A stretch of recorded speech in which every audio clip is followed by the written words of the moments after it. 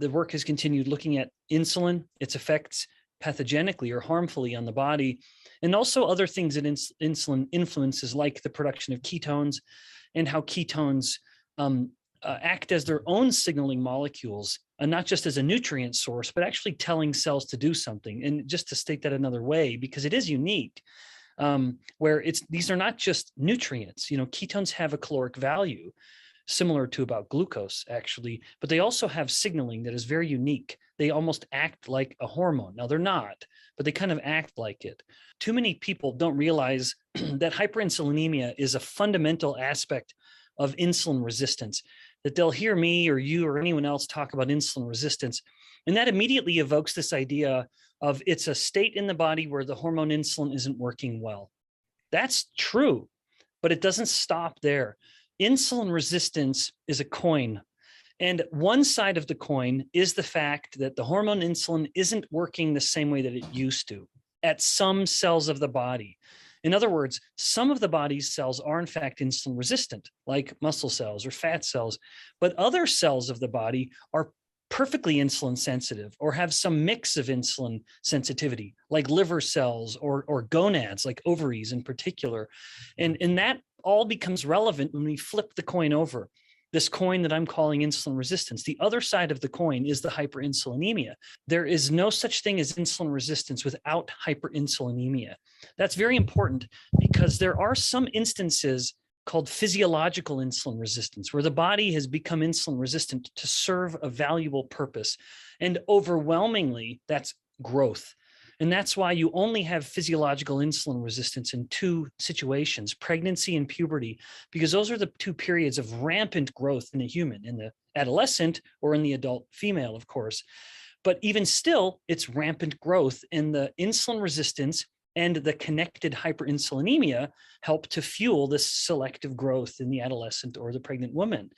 But regardless, whether it's harmful insulin resistance, like I study in my lab, the kind that's connected to Alzheimer's, et cetera, or whether it's physiological insulin resistance, when the body's become insulin resistant for a period of time on purpose, it still is both of these aspects. Its insulin is altered in how it's working, and blood insulin levels are elevated. In other words, hyperinsulinemia. And a perfect example of this, it's to look at the two most common forms of infertility in males and females. Specifically, I mean erectile dysfunction and polycystic ovary syndrome, respectively. And in erectile dysfunction, it's a problem of the insulin resistance part of this coin, side of the coin, which is that insulin isn't able to promote sufficient vasodilation in the man anymore. And so not only does he have probably elevated blood pressure, but if you can't dilate blood vessels, you don't have normal erectile function. And thus it's the insulin resistance that's contributing to the male form of infertility, the most common. In stark contrast, in the female, it's not the problem of compromised insulin signaling. It's more a problem of the hyperinsulinemia, because at her ovaries, she has cells in her ovaries that are capable of rapidly converting testosterone into estrogens. And that's a little known fact. All estrogens were once testosterone, and the ovaries convert that over very, very well at a much higher rate than the testes do in men. However, insulin inhibits that conversion. And so as she's insulin resistant and her insulin levels are higher, that has a specific effect at the ovaries, where it's the elevated insulin, not the insulin resistance per se, that is preventing her ovaries from converting the testosterone into estrogens at a high enough amount. Now her testosterone's too high, her estrogens are too low, and then she has polycystic ovary syndrome. She isn't ovulating, she may have more coarse body hair, and so on. Would you be able to snap back into it if you needed to? Within a day, yeah. Absolutely. Perfect, yeah. All it takes is one challenge to the beta cells, and then they say, okay, we're doing this again. No problem. I can do that. Insulin tends to have, when insulin is working, it has a vasodilatory effect. It's one of insulin's lesser known actions, but it's just further proof that insulin literally affects every part of the body. Every single cell of the body has insulin receptors, which really makes it really unique among hormones, because not all hormones, in fact, few hormones do that. But one of insulin's effects is when it binds the cells of the blood vessel, it will induce the production of a molecule called nitric oxide. And nitric oxide, I'm sure your audience knows, it's a potent vasodilator. That's basically what, if someone's experiencing chest pain, they go in and they give them nitroglycerin. It's because the nitroglycerin will help stimulate this nitric oxide throughout the body, and it will throw open the blood vessels, for example, of the heart, and then the chest pain goes away. But to another degree, that's what's happening around the body. But in the case of the insulin resistant man, when his blood vessels have become insulin resistant, well, that's not working as well. And so insulin's trying to promote vasodilation, it can't, and the blood vessels stay constricted. Now, systemically throughout the body, as the vessels are more constricted, the narrower that volume is, of course, the higher the pressure goes. Those are inversely related. As volume's dropping in the chamber of the blood vessel, it's pressing in on the blood more, which increases pressure. But then, of course, when it comes to erection, if you can't dilate the blood vessels and they stay constricted, now you have a compromised erectile function. Scientists have suggested, and physicians, that erectile dysfunction may be the first clinical sign of insulin resistance in an otherwise undiagnosed man. It might be worth testing his metabolic health, namely his insulin and insulin resistance, to get an idea of whether that might be the source of the problem. And if it is, well, that's good news, because we can start to fix that pretty quickly. Doctors I know don't commonly look at that. They often will look at that as a sign of low testosterone. I know. One group found that ketones actually will bind to cells and inhibit something called the NLRP3 inflammasome. As a suffix just generally refers to like a sum, like the entirety of whatever it is you're looking at. And so the inflammasome essentially evokes this idea of something that is in charge of all inflammation. And that's not too far from the truth, where this molecule NLRP3, essentially, if it's activated, it will essentially turn on all of the machinery to produce all of these pro-inflammatory cytokines and initiate immune systems throughout the body. Now, of course, we need a healthy immune system, so this can't be viewed as a bad thing. But you want it to be turned on when it's supposed to be turned on, and turned off when it should be turned off. One of the problems with obesity, or even not overt obesity, but just fat cells that are getting too big, even if the person's just modestly overweight, is that they become pro-inflammatory. And this is why weight gain is associated with it's sometimes called a subclinical inflammatory state, where it's subclinical because it's not like the person's coming in with some raging fever, but in fact, the inflammatory markers are higher than you would expect in an otherwise healthy person. So in these instances where you have kind of aberrant activation of the immune system and inflammation, it's valuable to know, how can we turn that down? How can we turn down this aberrant inflammation? And ketones will do that. And this isn't because of their caloric value. It's because they can bind to these things called G protein coupled receptors, because they are everywhere and they signal all kinds of things. But there are so many different types that ketones will bind a particular type, and in so doing, act like a hormone, binding this surface receptor, just like a hormone does, initiating a series of events that result in the inhibition of this key inflammatory signal.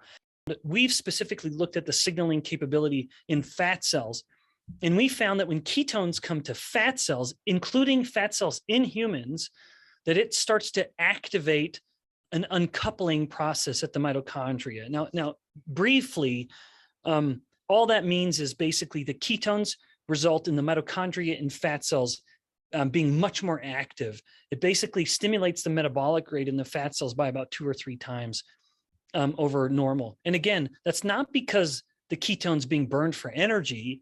It's because there, once again, is a G protein coupled receptor on the fat cell that is activated when ketones come knocking, and then that tells the cell to do something. That yes, ketones are an energy. That's why, the brain so greedily pulls in ketones, because it has an energetic value. It has a caloric value roughly similar to glucose, about 4 calories per gram.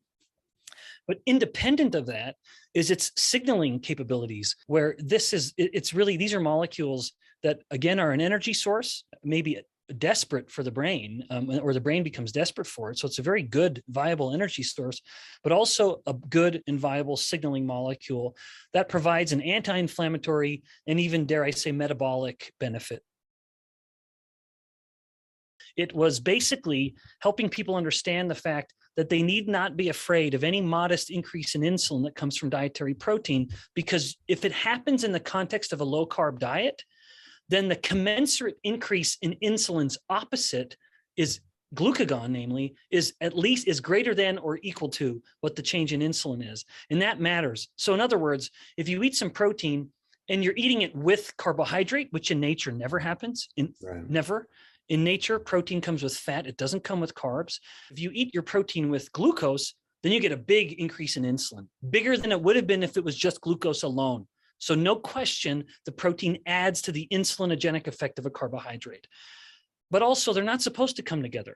If you eat the protein with the fat and there's no carb, well, then there may be a modest insulin increase, but there's a relatively greater glucagon increase. And glucagon is insulin's opposite in many, many ways, including ketogenesis.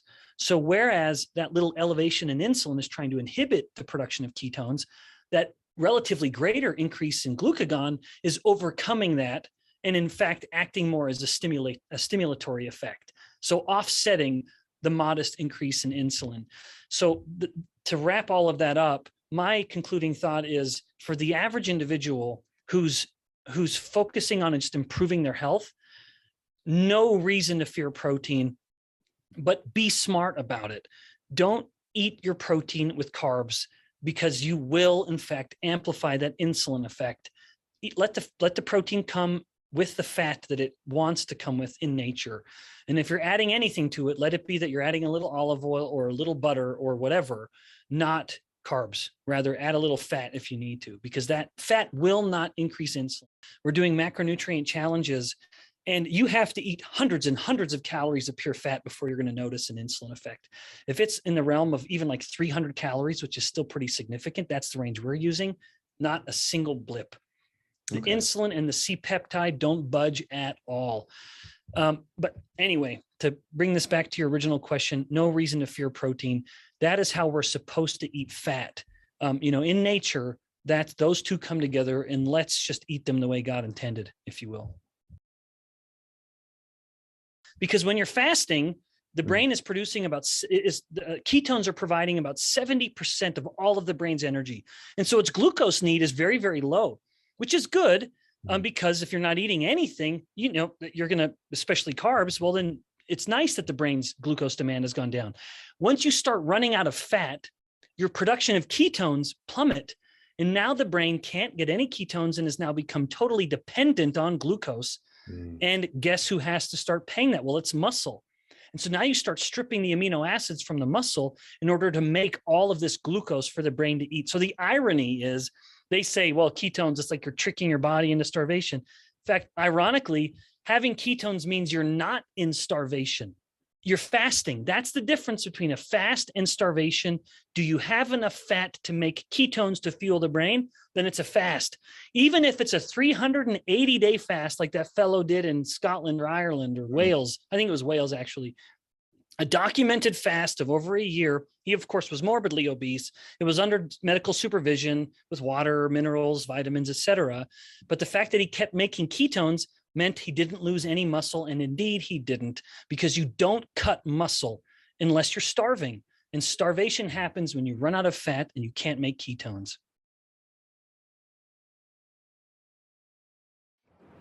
Annotated and summarized, easy to share with loved ones. The description below the title for this video has these summary points.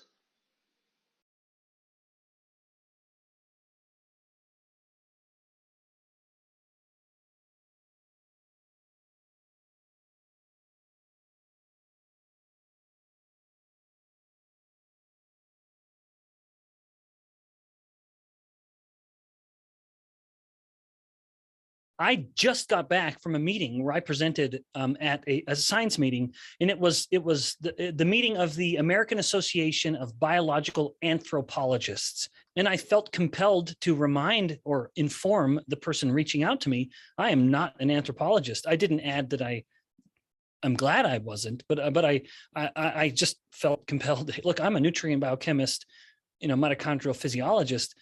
What do I have to say? And he had said, I'm familiar with your work on brain energy use. And in that article, I found it was all about how the Neanderthal diet and the development of the brain. And they had two comments in there, both of which reflected a profound ignorance by stating that dietary carbohydrates are essential and were essential to our ancestors in the development of their brain. And I actually cited that article, and then I just kind of hopefully tactfully just said, this is wrong. And then shared with them a quote by the National Academy of Sciences in the US stating that the lower limit of carbohydrates in the human diet is 0. Yeah. In other words, there is no such thing as an essential carbohydrate. And the idea that the human brain evolved because our ancestors ate a lot of carbs, that's utterly ridiculous. And that's basically the impression I gave the audience, hopefully not too offensively, but I had many, many people come up to me afterwards, very, very grateful. Maybe the haters and the detractors didn't bother coming up, but no one uttered a negative word. It was just absolute gratitude at learning this reality of human biology and physiology, which is that, yes, it's because they mistake dietary carbohydrates with blood glucose. That right. It appears, what does appear to be the case is that the brain has some demand for some glucose. That appears to be accurate, although the lower limit is unknown. Early work by a fasting physiologist named George Cahill, he was putting people's glucose down to like 20 milligrams per deciliter, which most people would say, you're unconscious, you're in a coma and you're going to die. And these people, because they'd been long-term fast adapted, which I would say ketone adapted, there appeared to be no deficit to cognition. I mean, that's a pretty bloody low level of glucose. But nevertheless, let's kind of grant that side of it, that the brain has some requirement for some glucose. Well, it is a minimal requirement, because if you take a body that has 5 millimolar glucose and you start increasing the ketones to 1 or 2 or even 3 millimolar, which is still less than the 5 millimolar of glucose. So there's still less of the ketone in the blood than there is the glucose. By then, the brain has already dramatically shifted its energy use. And even though the ketone may be less than half of what the glucose is in the blood, it's now providing double, twice as much of energy to the brain as the glucose is. So if the brain has any preferential fuel, it is absolutely for the ketone. You can take a newborn baby and the baby can breastfeed or bottle feed. And then within an hour, the baby is in a deeper state of ketosis than an adult would be after fasting for a full day. I mean, that baby will be at 2 millimolar ketones in an hour.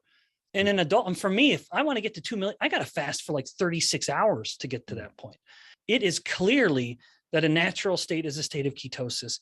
And I think even more, it's reflected in humans. We are such totally unique creatures where we are the only land-based mammals born obese and the only animal who has a brain that is larger than the birth canal, much to mother's chagrin. But that means we have these very big, hungry brains and all of this chubby, adorable baby fat that is just producing ketones like gangbusters to fuel the brain growth. And if you have a baby that is born premature and lacks sufficient adipose tissue, it is much more likely that they're going to develop neurological disorders. All the more reason to chubby up that baby as quickly as you can. When someone's getting to elite level competition, I think that I can see the justification for using carbohydrates in performance, like Zach Bitter, that incredible runner. I believe he will train and live essentially 0 carb, but when he's really performing and during high intensity training, he will use carbs. And in his words, it's just a rocket fuel. It's like an extra fuel. So I do think for those who engage in very high intensity activity, I could be easily convinced that there is a value to dietary carbohydrates, even in the low carb adapted athlete. But I know many, especially endurance athletes, who don't flirt with that kind of stuff at all. And even in the midst of their Ironman, they're still all in full low carb keto and they do great. Yeah. I'm just saying I could be convinced. It wouldn't take a lot of evidence for me to say, yeah, that makes sense. Where if you're tossing in some glucose in the midst of it, you're going to use that glucose and you're going to use it greedily. I essentially quintupled my caloric intake at that point because I was eating very small amount of lean muscle meat. and then a lot of greens, which don't have many calories in them. And I went to eating 2 to 3 pounds of fatty ribeye with butter melted on it a day. And so I was eating way more calories, and yet I dropped weight and I felt better. What are your thoughts on the whole calories in, calories out idea? Yeah. So I think invoking thermodynamics in weight loss was one of the greatest tragedies of our understanding of human metabolism. And maybe even to say that another way, looking at nutrients as calorie sources, I think is unfortunate, because if we're looking at the calories, then we immediately develop a weight loss paradigm that is based on hunger. Imagine if I'm holding a buffet, a wonderful dinner at my home. It's a buffet, and I've invited the world's best chefs, and they're going to produce the best foods. They're going to make the best foods you could ever imagine. Come hungry. What would you do to come as hungry as possible? And always the consensus is two things. My students always say this. They would eat a little less in the days before, and they would exercise a little more. And I say, you're exactly right. That would help you come to this glorious buffet as hungry as possible. But do you see the problem with that? They just gave me this perfect two-step recipe to make hunger as strong as possible. That is the exact two things we've been saying for 50 years to help people lose weight. Yep, eat less, exercise more. That's a great way to be really hungry. And that means if you use those two same steps in order to lose weight, sure, you'll lose a little bit of weight initially, but hunger always wins, and you're going to get off and you're going to gain it all back and then some. You look at what happens at a fat cell and you say, I want to shrink that fat cell. You can shrink a fat cell through two different ways. I promise this is relevant. One is low energy. If you deprive a fat cell of nutrients, it will shrink. Now, of course, there's a problem at the body, namely the brain, and that is that it's going to start to get push hunger. Conversely, an alternative way of shrinking a fat cell is lowering insulin, because if you lower insulin now, even if you're eating a lot, you can't stop the fat cell from breaking down its fat and leaking it out. So even if you're eating a lot and there's still fat coming in, it likely will not match the rate at which the fat is coming out in order to be burned. And even just purely caloric discussion, when insulin is low, metabolic rate is higher. So your metabolic rate does go up to the tune of about 300 calories per day.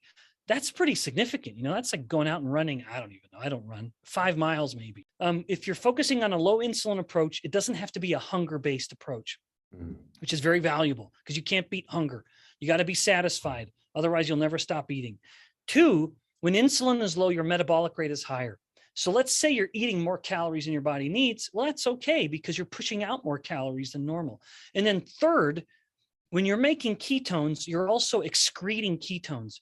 And as I said earlier, ketones have a caloric value.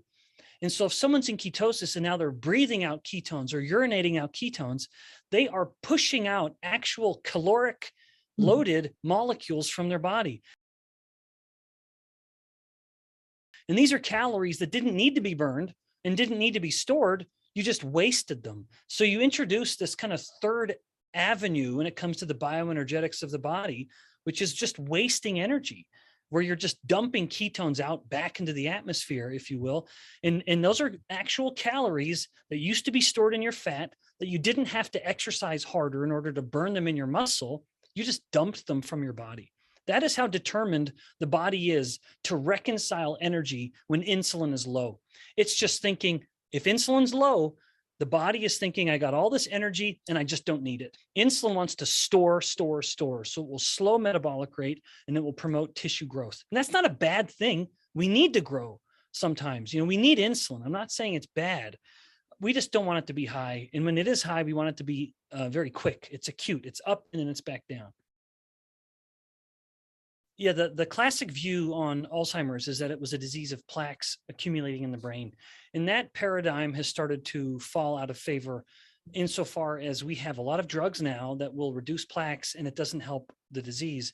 And we have evidence from humans, from cadavers, people who died with and without Alzheimer's disease, you know, people with no evidence of Alzheimer's disease, and they'll have a brain that has lots of plaques in it. In insulin resistance, the brain has affected, the brain has become affected, and it can't use insulin well enough to open up the glucose transporters to fuel the brain, because glucose is a primary fuel. And some of that glucose uptake is dependent on insulin opening the glucose transporters. Well, you have a compromised glucose uptake, which means the brain starts to go hungry. And that matters because the brain has a very high metabolic rate. And if it can't get all its energy from glucose, now you have an energetic gap.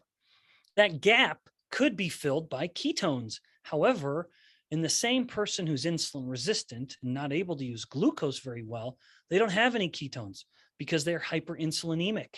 They have elevated insulin. And as you said, and we've mentioned repeatedly, insulin inhibits ketogenesis. And so the brain is swimming in a sea of glucose that it can't use. It's calling out for this life raft in the form of ketones that insulin simply won't let the brain get. And thus, we're left with a hungry brain. And there's evidence in humans to show that if you start to fill that gap with ketones, giving a person like a ketone ester, you do improve their cognition. They do start to think better. And that to me is a bit of a win in a disease where there are never any wins. Yeah. And so my view on Alzheimer's is, if you've already got it, if a loved one already has it, try to increase those ketones any way we can. If we want to keep it at bay, keep your brain insulin sensitive and give it some ketones from time to time. You know, for goodness sakes, let it have some ketones, which is a preferred fuel if there is any preferred fuel.